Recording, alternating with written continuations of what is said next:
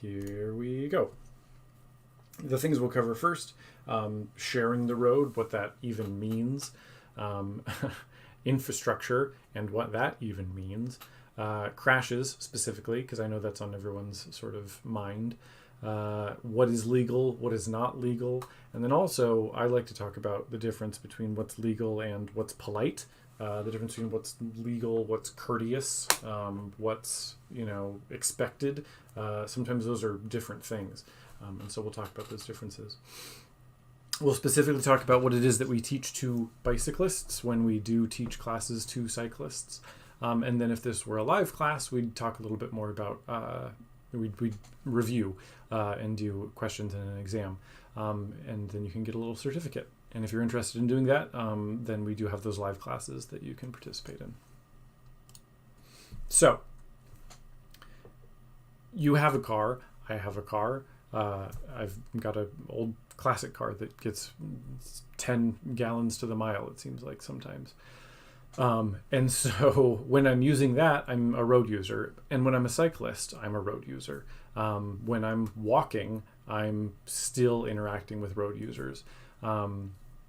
There's all these different ways to get around. And if you've ever used a scooter or rollerblades or roller skate or a bus or driven a large truck on a street, then there are some rules that you've followed. And anyone who uses the street should follow those rules.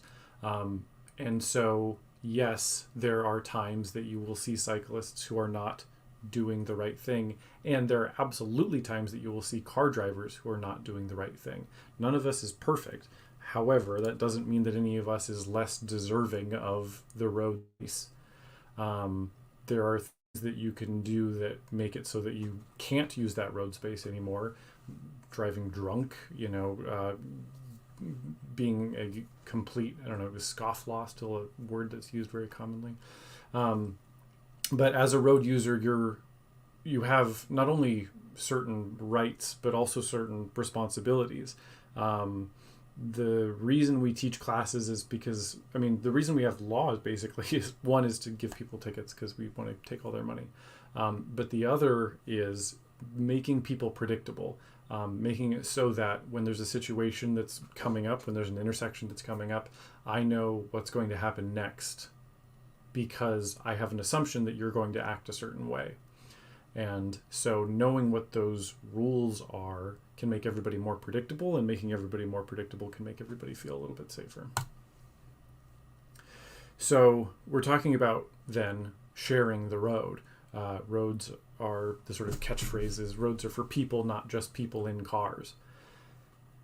There's all kinds of different people who use roads, and so they need to be able to interact with each other. Now, in a perfect world, every street would be, wide enough maybe to accommodate side by side all these different types of road users.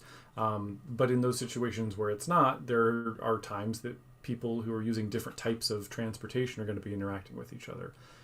Are cyclists allowed to ride side by side?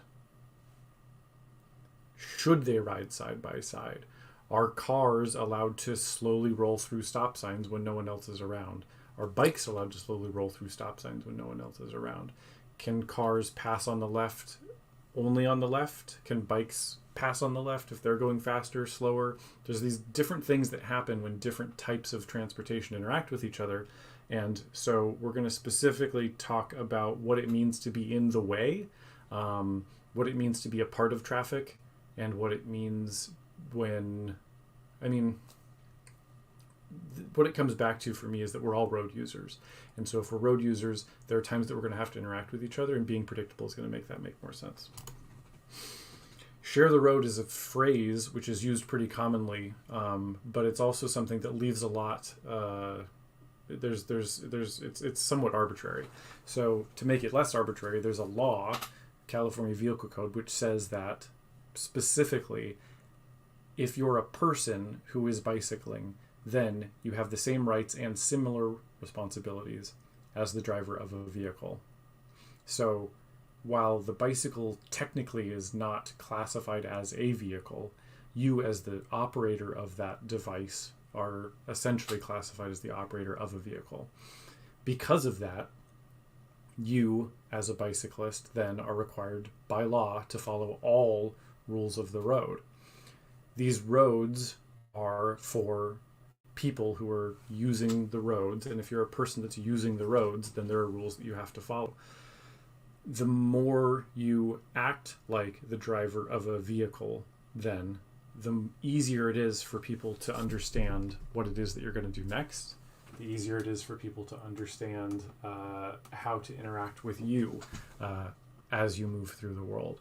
John Forrester is someone who's a big proponent of this vehicular cycling approach, which is sort of a hot button issue.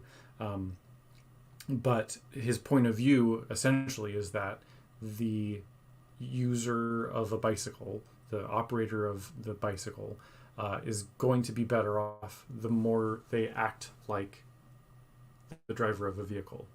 And that's because they're more likely to be treated like the driver of a vehicle, and people know how to interact with other vehicle drivers. And so the more likely you are to be predictable, that someone knows with you, the better off you are. And that applies to both cars and bicycles.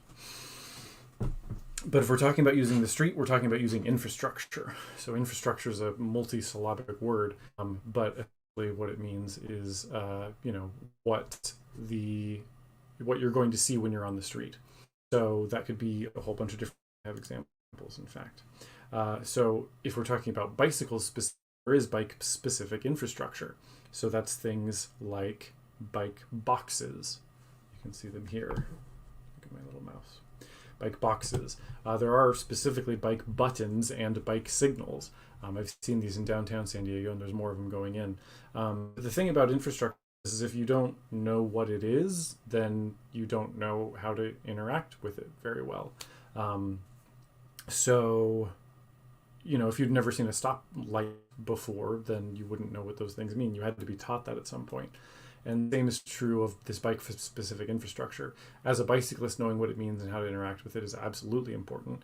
And as a car driver, knowing what this infrastructure is, what it means, and how to interact with it is also important. More examples include things like even roundabouts, things like separated bikeways, and sometimes different than a buffered bike lane. There's different classes of bicycle facility, 1 through 4, and you can, this example, this is what we have in downtown San Diego, where there's these bollards, and sometimes there's even parking that separates the car travel, the bike travel lane, whereas the buffered bike lane sometimes will just have paint as opposed to a physical barrier. The important thing to remember with this is, as a car driver, just because there is that separated facility for bicycles doesn't mean that bikes aren't allowed to use the other parts of the road. I'll say it probably 6 more times before we get to the end of this, but roads are for people, not just people in cars. So there's any number of reasons why you as a bicyclist would need to leave that bike lane. So if you are a car driver, knowing that there is a separated facility next to you doesn't mean that it's impossible there's a bicyclist in the lane. And there's reasons why they need to be there. If someone's parked in the bike lane illegally, if the bike lane is striped so close to parked cars that they'd be worried about a car door, debris, kinds of stuff. So just something to remember here. Other examples include things that you may not even be very familiar with, including these contraflow lanes. As someone who's lived in San Diego for a very long time, I don't know that I've seen these before. I've definitely seen bike lanes painted on the left side of the road. I'm thinking of leaving downtown, heading towards Hillcrest Balboa Park area. But there are these, in other places, these contraflow lanes where it literally runs counter to the direction of traffic. And that's one of the only times that you'd be riding facing traffic is in those specific instances. But otherwise, what we're talking about is things like directional paint, things that are very clear, where it has a picture of a bike, it has the arrow, it says this is where you're supposed to go. Shared use pathways are places where you're not going to see any cars at all. You as a car driver, that's something that you don't have access to. San Diego River Trail is one of the better known ones. There's also the Bayshore Bikeway. So while there may be a parallel piece of infrastructure that is more suited for cars. As a bicyclist, you sometimes have options that car drivers don't. And so they would use those completely separated facilities when available. But just because they don't use those facilities doesn't mean that they're any deserving of the space on the road. Roads are for people, not in cars. So that being said, crashes are a concern for people, fully aware of that. So let's go over the specifics of the different types of crashes. These statistics, there's two here you're seeing, is national and one is specific to California. And we have statistics that even go into more specifics about San Diego itself. They're all different to a certain extent, but we'll sort of highlight here the most notable things. First of all is, when applied nationally, 50% of all crashes that occurred that were bike versus car were due to the fault of the motorist, and 50% of all crashes that were bike versus car were due to the actions of the cyclist. Now, I think people use the term accident pretty frequently, and while accidents can cause crashes for sure, absolutely not all crashes are accidents. A lot of crashes can be prevented, and they weren't something that was just completely accidental. So that's why we're not seeing the term accident here, and that's why we don't commonly use the term accident and instead use the term crash. So if we're getting more specific, in California, you can see here that the very small number of traffic crashes that occurred were traffic crashes that were bike versus car. However, of those small percentage, that 4% of crashes that occurred, 98% of cyclist fatalities, 98% of the time when a cyclist was killed, it's the result of a collision with a motor vehicle. So it's rare that as a bicyclist you'd get into a crash that would result in death that wasn't something that was interacting with the car. Another large percentage, almost 90% of all collisions were bike versus car, did occur at intersections. So these are not, there's not a high percentage of crashes that were occurring in between intersections. It absolutely still happens. People passing too close, people getting hit from behind, but it's absolutely not common. The thing that is common is at those intersections where people are interacting with each other. So you can see there almost 90%.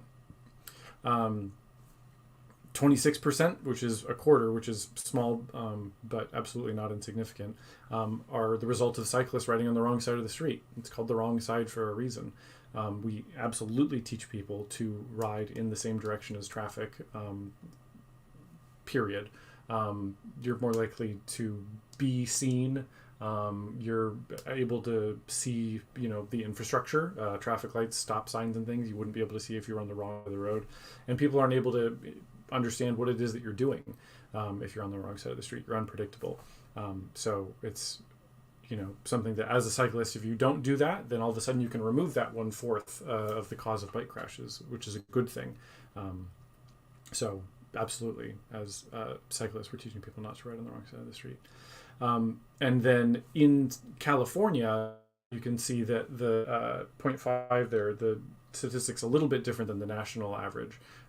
So in California, it's 57% of bicyclist and motor vehicle crashes were due to the fault of the motorist. So again, that changes a little bit depending on the area that you are, but just keep in mind. So what do we take away from that information? As I said before, crashes are not accidents. There's a difference between an accident and a crash. And specifically what that means is most of the time when crashes happen, something could have been done differently. And if something was done differently, then that could have prevented the crash. And so we'll talk about what some of those differences are. However, we are here in San Diego. Although could be watching from anywhere, I guess. Let me know where you're watching from in the comments. But we're talking about San Diego. So San Diego County is big. You're all aware of that. It's huge. If we look at San Diego County as a whole, then you can see here where I think they call this a heat map. And so this is a little dot placed everywhere. There was a bike collision for 6 years between 2010 and 2016.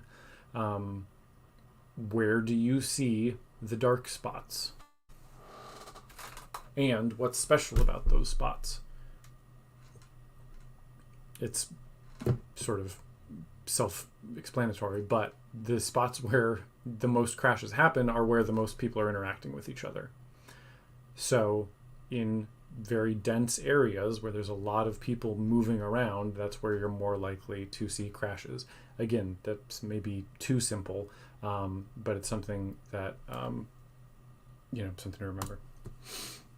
When we're talking about people moving around, we're talking about, if we're getting very specific, intersections. This is, without exaggeration, scientifically shown to be the most dangerous intersection in San Diego. This is Midway and Rosecrans. There's a couple reasons why this intersection is as dangerous as it is, and they're visible here. You can tell why this intersection is dangerous just by looking at it from the point of view that you're looking at it here. There's a couple different reasons. If this was live, I'd ask you to guess what they are before I move on. But one is just the volume of traffic. It's a very, very busy intersection. There's a whole lot of people moving through this intersection. And because and in addition to there being so many people, there's a whole bunch of different lanes. There's 2 left-hand turn lanes here. There's, 3 lanes across here. 3.5, 4 lanes across here, 2 on the other side. There's a whole bunch of different things happening here. There's a whole bunch of different directions to go. Because there's so many lanes, the crossing is very wide. It takes time to get from one side to the other. There's a lot of space, and those lanes are moving in all kinds of different directions. Even though this is such a high volume street, even though this is a place where so many different cars are moving through, where so many different people are moving through, there are no bike lanes on Midway Drive. Now you can see that there's these little tiny bike lanes here, essentially in the gutter on this street here, and on the opposite side of the street as well, there's this small buffer. But the let's see the quote here, of the 4 different directions that you can travel, there are only bike lanes on Rosecrans. Those bike lanes are very small, and on this side of the street, you can tell they're not separated bike lanes. There's just that little tiny piece of paint, and there's no buffer, really. So there's a whole bunch of different things happening here, and if you're moving through this intersection, even as a car driver, I wish it was a little bit higher resolution, but you can see some of the signs here get fairly complicated. You have to make sure you're in the right lane, and when you're halfway through the intersection, because it's such a big intersection, there's decisions that you're making. There's a whole bunch of different things to look at, and so there's been a huge amount of crashes at this specific intersection. Not only car on car, but car on bike as well. And that's because of the things that I've mentioned here. The high volume of traffic, the high number of lanes, and the low amount of bike facilities, which are not zero, which you could argue makes it worse, because you feel like you'd be safe here, and then all of a sudden you realize you're not. So I already sort of hinted at the answer here, which is why I've sort of just pointed to it. But the question is it legal to be on the side of the street which is counter to the flow of traffic? The answer is no. There's such a thing as a contraflow bike lane, but they essentially, as far as I know, don't really exist here. This warrants its own slide because it is illegal, but it also warrants its own slide because, as we said before, it's one of the highest causes, one of the most common causes of bike crashes. The reasons it doesn't make sense: it doesn't make you predictable, it makes it hard for you to see the signs, it makes it hard for people to understand what it is you're going to do next. And I think the argument is that it makes it easier for you to see cars, but we've seen that the studies show that the most common place that these accidents... Did you catch that? The most common place that these crashes occur are at intersections, not in between the intersections. While it does happen, it's not common. And so riding counter to the flow of traffic is going to make it easier for you to see other people who are coming towards you in between intersections, but especially at those intersections, no one's going to know what's going on. It is very disconcerting to see someone ride towards you, not only as a car driver, but as a bicycle rider as well. If someone's coming on the wrong side of the street, I don't know how to interact with them. It's very confusing. So it's absolutely illegal and something that should be avoided. So the example for one of the ways that this could cause a crash if you're riding on the street in this position is this right angle or T-bone crash. This is someone who's riding against traffic illegally. Someone who's turning right is not looking for traffic coming in that direction.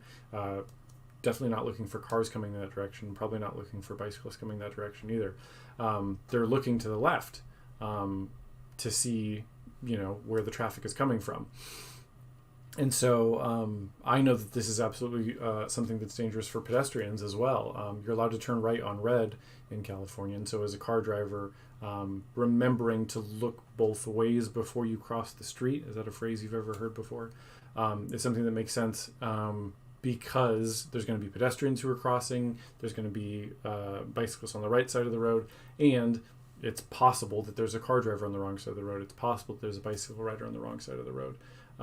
It's the fault of the cyclist for riding on the wrong side of the street, absolutely. But it's something that could be prevented in some cases if you as the motorist are being aware of everything that's going on around you. So here's our scenario, real life scenario. This is a real thing that happened. Parking lots absolutely are places where crashes happen. They're low speed, so they're not places where people are oftentimes succumbing to injuries, but it does happen. So in this situation, we have a bicyclist illegally, you can tell by the arrow, I hope, on the wrong side of the road, traveling counter to the flow of traffic, traveling eastbound in a westbound traffic lane. The car driver leaving the parking lot is planning on turning and continuing out onto the main road. However, the cyclist being on the wrong side of the street is, not expecting, I guess, the car driver to come out, and the car driver definitely is not expecting to see anybody coming at any kind of speed from the direction where the bicyclist is coming from. So the bicyclist then crashes into the front of the car, which shatters the windshield. Here's what that looked like.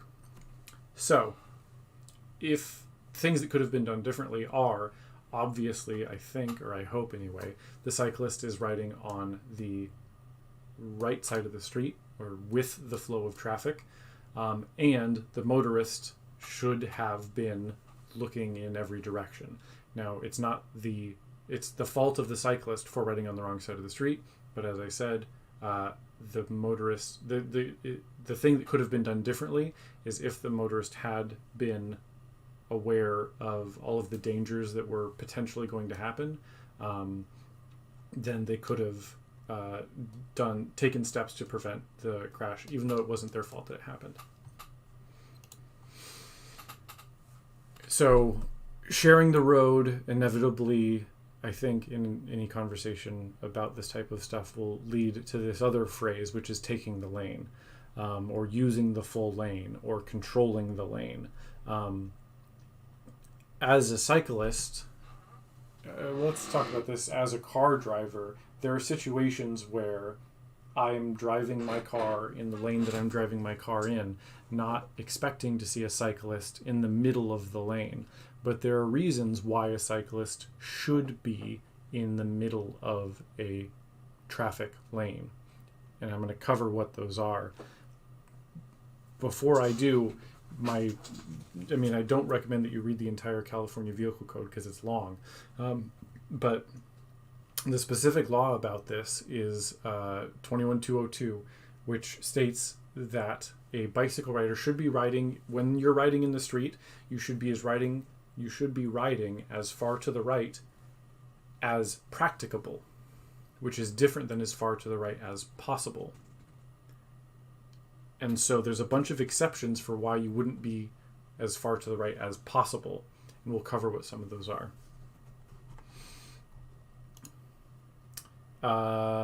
This is essentially any one-way road. This is a traffic circle specifically, but this is basically a one-way road. This situation is legal. Being in this position where the cyclists are makes them more visible. Being in the position where the cyclists are makes it easier to interact with them, especially when the lane is not wide enough to share. So in a situation where the lane isn't wide enough to share, you'll oftentimes see this symbol. It's the bicycle with the chevron arrows on top. What that symbol means is the lane is too narrow to share side by side with the car. And I think that's fairly easy to see in this picture specifically. In this picture, you can see that there are bicyclists who are riding 2 and essentially even 3 abreast. Imagine that these 3 cyclists here aren't in the road at all, and all we have is this person on the right edge. There's a couple different dangerous things about being all the way on this right edge. One is they're so close to that parked car that if that door opened unexpectedly, either they'd hit the door or they'd swerve into traffic unexpectedly, and then you'd have a bicycle rider in front of you where there wasn't one at all before. The other thing is that as a car driver, you are required, there's a law that says you have to give 3 feet of space in between the bicycle and the car when passing the bicycle.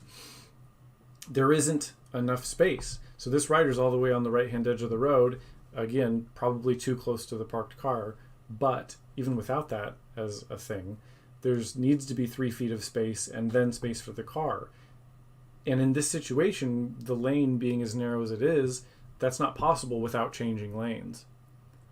It's not possible to pass that cyclist legally without changing lanes. And so, as a cyclist, putting yourself closer to the center of that lane helps other people know that that's what's going on. There's not enough space for you to pass safely as a car driver. You need to change lanes in order to pass. And that's what the Sharrow symbol means. As a car driver, driving in this lane, when you see the Sharrow symbol, no matter where that bicyclist is in the street, right, left, center, whatever, I know that I cannot pass that cyclist legally without changing lanes because I see the Sharrow symbol there. Reasons why cyclists would come towards the center of the lane are what I just said, which is that they're discouraging unsafe passing. But also, riding on sidewalks is illegal in business districts and legal in residential areas. But if you're riding on the sidewalk, every driveway essentially becomes an intersection. There's all different reasons why. I mean, they're called sidewalks. They're not called side rides. And when crossing the street at a sidewalk, car drivers are looking for pedestrians. They're not looking for fast-moving bicycles. So bikes are safer, better off not being on the sidewalk. We talked about being doored. We talked about being, there's a couple different definitions of being buzzed. But in this example, what we're talking about is passing less than 3 feet of space in between the mirror of the car and the handlebar of the bicycle.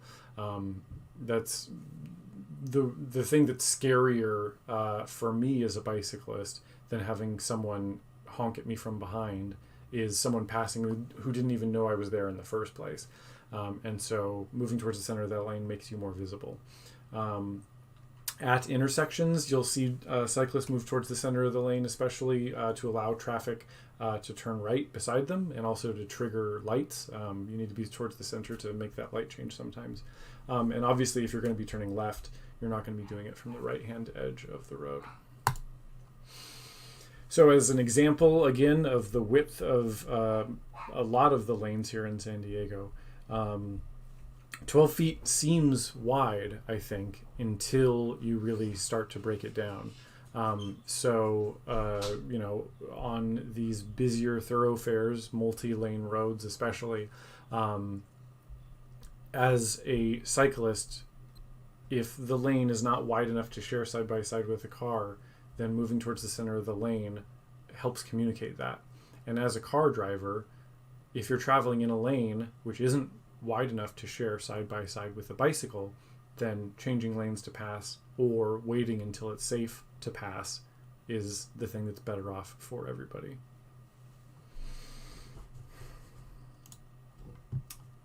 Riding to abreast.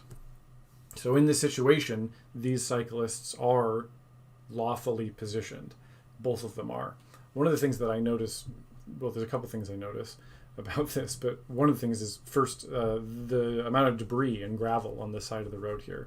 So on this shoulder, this isn't a good place for a cyclist to ride all the way over. I've seen bushes overgrown, trees overgrown, rocks strewn in the shoulder, broken glass, trash. There's all kinds of things that are hanging out on this right-hand edge of the road. You're absolutely more likely to get flat tires over here. And so that's a reason why someone would move over to the left-hand side of the road.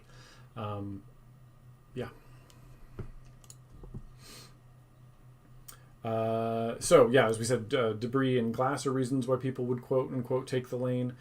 Too narrow to share are reasons why someone would take the lane. You can the picture. I like this picture at the bottom here because it's a good example of there's the bike symbol, which is great. But if a car is parked and the open door of that car is happening, there's not enough room for a cyclist to safely pass. I mean, physically, if there's a difference between physically being enough space and it actually being safe. Moving further into the lane prevents you from being doored, and also helps to communicate to people that you exist, that you're there, and that's important. Here's another real-world example.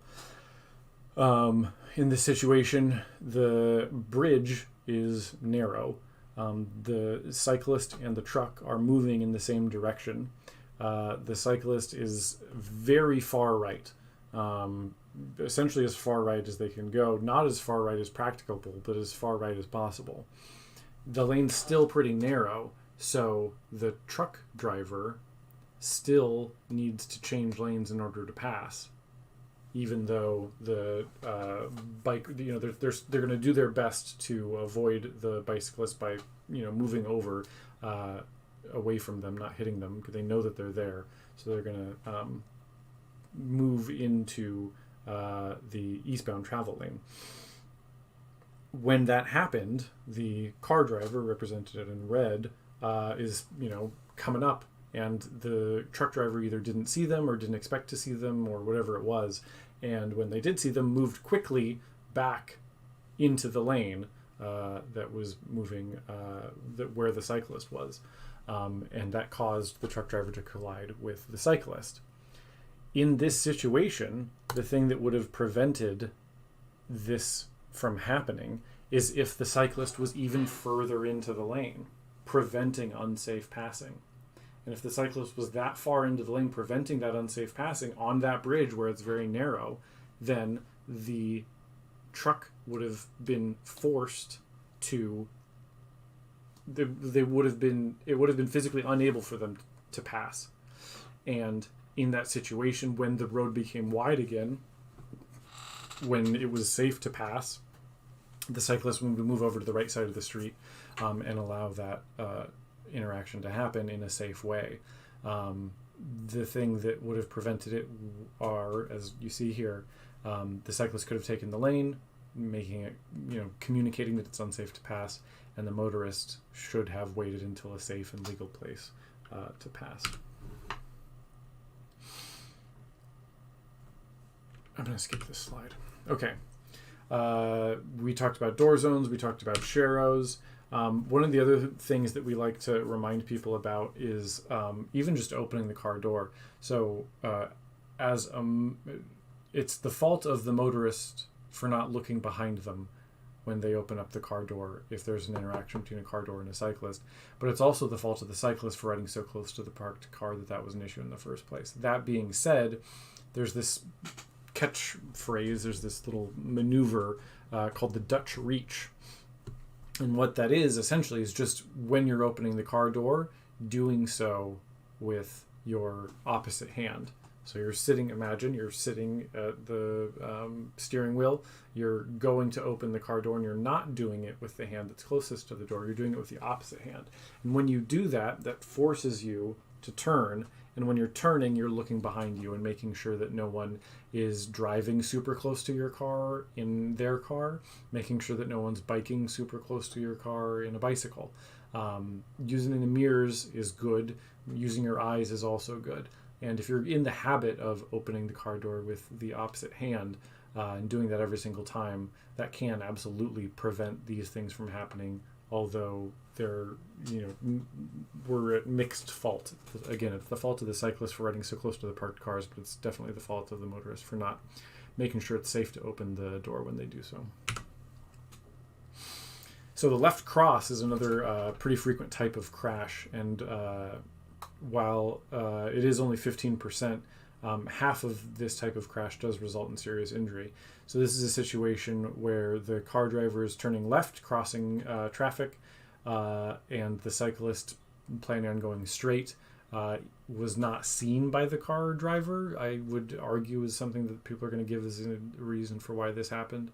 And so because that is a reason, there's things that you can do that can make it so that you're less likely to interact with the cyclist in that way. If there's oncoming traffic, you're slowing down, you're stopping, and you're waiting to turn until traffic clears. So what I'm imagining here is a long line of cars. The lights may be even green, but they're stopped for some reason, and you're planning on turning left, so you go ahead and just do that without waiting for the traffic in front of you to move fully through. If you're doing that, your vision is limited. It's hard for you to see what's coming up ahead of you, and so that could absolutely result in a crash with either a car driver or a bicycle as well. The thing that's different about a bicycle is it's sometimes harder to judge their speed. So they're going faster than you think, they're going slower than you think. Being a smaller vehicle, it's hard to tell.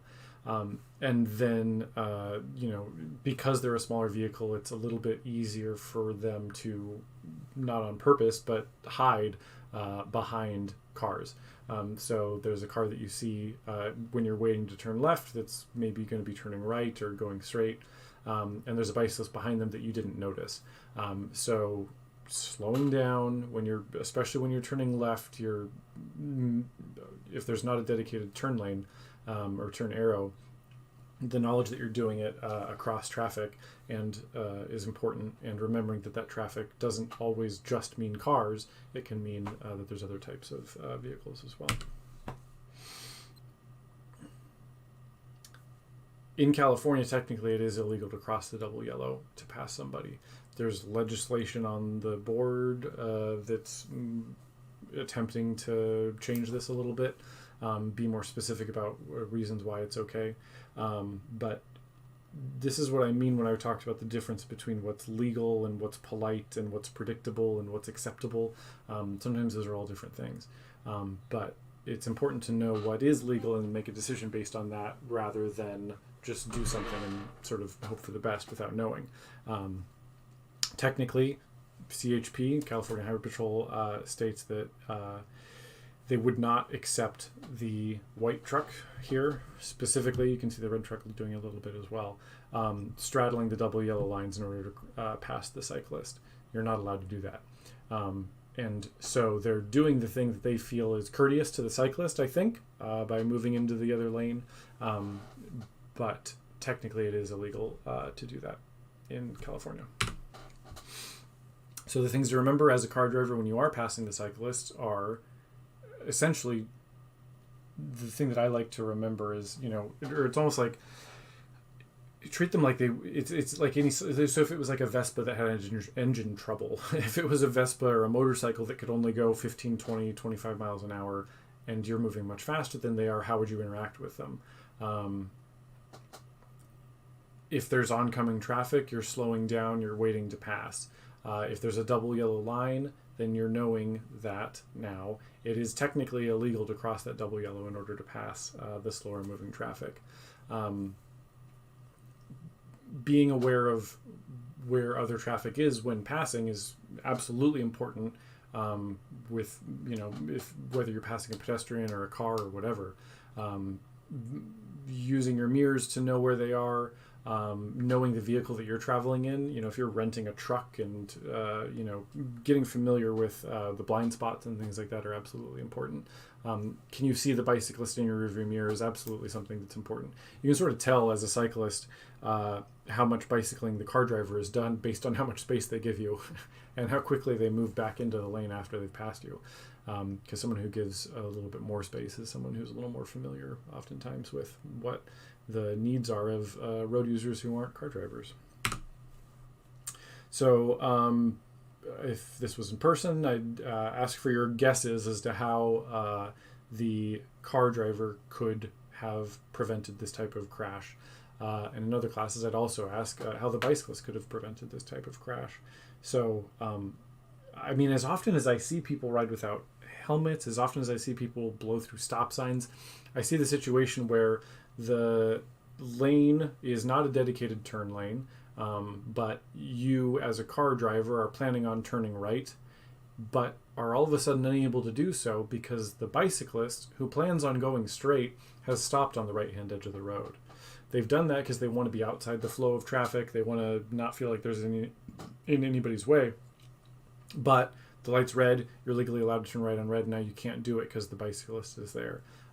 The other danger here is this does lead to the right hook situation, which is cyclist planning on going straight, car driver planning on turning right, either does it right in front of the cyclist because they expect the cyclist to also turn right, or doesn't even see the cyclist in the first place, whatever. So there's ways that this can be prevented, and they have to do with passing a cyclist, and as a cyclist they have to do with taking the lane, moving closer to the center of that lane, putting yourself in a position where people are better able to expect what it is that you're going to do next based on your position within the lane.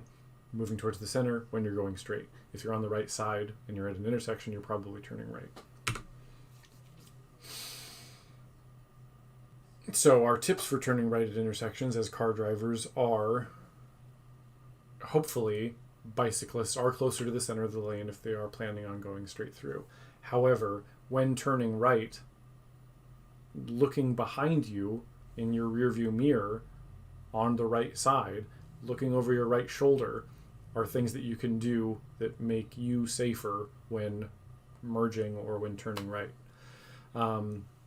You'll notice, I hope, bike lanes become dashed before intersections. It's not a solid line anymore. However many feet or yards it is. Before the intersection, it's not solid, it's dashed. And that's to let cyclists know they should probably move out of the traffic or the bike lane into the middle if they're planning on going straight. And you, as a motorist, are allowed to move into the bike lane in order to turn right. You're turning right from the right-hand edge of the road. You're not doing it from the center. If you are planning on turning right and there's a cyclist in front of you, the courteous thing, I would argue, is to speed up past the cyclist and then turn right in front of them. If you have enough space to do that, great. But if it's sometimes still hard to judge the speed of the cyclist.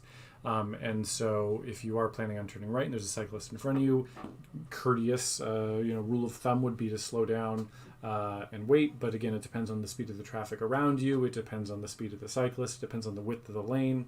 All these different things are things to remember. So there's a couple things happening here. So we've got two different arrows, one saying legal and one saying not. And that's because, one, the motorist is absolutely passing too close to the bicyclist. There's absolutely not 3 feet of space there between the car and the cyclist. So that's illegal. The bicyclist is lawfully positioned. There's all kinds of debris on the side of the street there.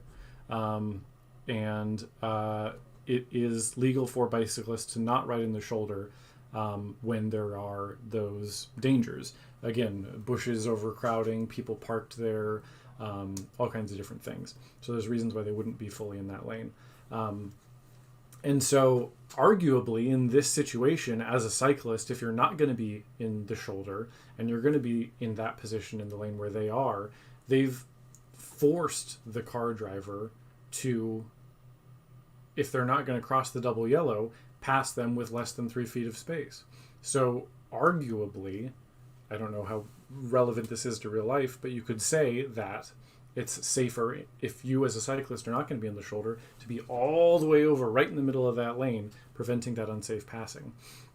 Now, knowing what the law says, knowing what's courteous, knowing what is expected of you, knowing what makes you predictable, those are sometimes things that are different.